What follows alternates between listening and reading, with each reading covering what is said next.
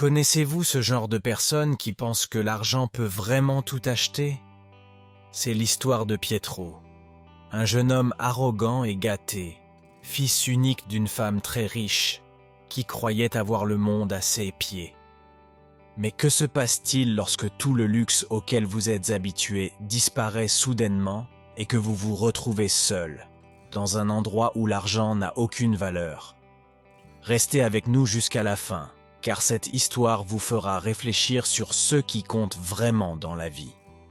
Avant d'entrer dans le vif du sujet, je vous invite à vous abonner à notre chaîne et à cliquer sur la cloche de notification afin de ne manquer aucune de nos histoires inspirantes et stimulantes. Et croyez-moi, celui-ci vous laissera sans voix. Mais venons-en maintenant au cœur de l'histoire. Pietro, depuis son enfance, a grandi dans un monde de luxe et de confort. Chaque souhait, chaque caprice était exaucé en un clin d'œil. Voitures de sport, vêtements de marque, vacances exclusives. Pour lui, tout cela était la norme. Sa mère, une femme déterminée et prospère, avait bâti sa fortune à la sueur de son front, mais craignait d'avoir échoué sur un aspect fondamental: enseigner à son fils la vraie valeur de la vie.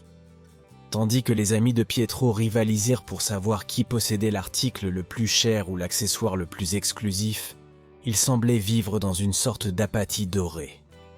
Rien ne l'émouvait vraiment. Rien ne semblait avoir de véritable sens. Sa mère, Madame Rossi, voyait en lui un manque inquiétant de but, un vide que même l'argent ne pouvait combler. C'est ainsi que Madame Rossi, avec une décision ferme et courageuse, a décidé de prendre les choses en main. Un soir, après une autre fête, il appela Pietro. D'un ton qui n'admettait aucune réponse, il lui dit qu'il allait vivre sur sa propriété rurale, loin de la ville et de son luxe. Peter, incrédule, essaya de s'y opposer, mais rien n'y fit. Quelques jours plus tard, il se trouvait sur la banquette arrière de la voiture qui l'emmenait vers ce qu'il considérait comme une prison. Dès son arrivée, le silence des lieux l'enveloppa comme une couverture suffocante. La maison, simple et rustique, était entourée de champs qui semblaient sans fin. Peter était furieux. Il refusait de quitter sa chambre, passant des heures et des heures devant son téléphone, seul lien qui lui restait avec sa vie antérieure. Mais bientôt, la faiblesse de la connexion Internet l'a contraint à faire face à la réalité. Au cours des jours suivants, Pietro a commencé à observer les ouvriers sur la propriété. Des hommes et des femmes qui, sans se plaindre, se levaient dès l'aube et travaillaient jusqu'au crépuscule. Parmi eux se trouvait Antonio, un homme plus âgé au visage marqué par le teint, mais avec une sérénité que Pietro n'avait jamais vue auparavant. Chaque jour, Antonio le saluait avec un sourire et un mot gentil, malgré le désintérêt évident du garçon. Mais arrêtons-nous ici un instant. Vous êtes-vous déjà retrouvé dans une situation où tout ce que vous teniez pour acquis vous a été soudainement retiré? Comment avez-vous réagi? Écrivez-le dans les commentaires. Je suis curieux de connaître votre expérience. Pendant ce temps, Pietro commença à contre-cœur à effectuer quelques petites tâches. Au début, ce fut un désastre. Chaque tâche, même la plus simple, semblait être une montagne insurmontable. Les mains, habituées à la douceur, se remplissent de callosité et le corps se fatigue comme jamais. Mais il y avait quelque chose de nouveau, quelque chose qu'il ne parvenait pas à expliquer. Le travail, bien qu'épuisant, commençait à lui procurer une étrange satisfaction. Au fil des jours, Pietro se rapprochait de plus en plus d'Antonio, qui lui enseignait patiemment les secrets de la terre. Un jour, Antonio lui raconta une histoire. L'histoire d'un jeune homme semblable à Pietro, qui avait tout et qui a tout perdu, trouvant alors la vraie richesse dans le travail et la simplicité. Pietro écoutait attentivement, reconnaissant petit à petit sa propre vie dans cette histoire. C'est alors qu'Antonio lui dit une phrase qui lui est restée gravée dans la mémoire. La vraie richesse n'est pas dans ce que l'on possède, mais dans ce que l'on construit de ses mains et dans la façon dont on touche la vie des autres.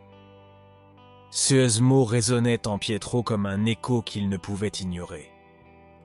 Il a commencé à réfléchir à ce qu'il avait toujours tenu pour acquis et à la façon dont il avait vécu jusqu'à ce moment-là.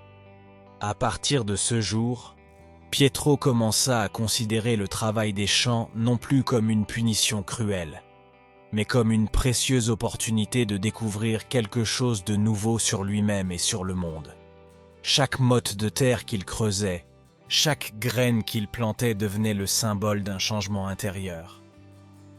Il a compris qu'en travaillant dur et en contribuant aux autres, il pouvait non seulement construire une nouvelle vie, mais aussi un sentiment d'appartenance et de valeur que l'argent ne pourrait jamais acheter.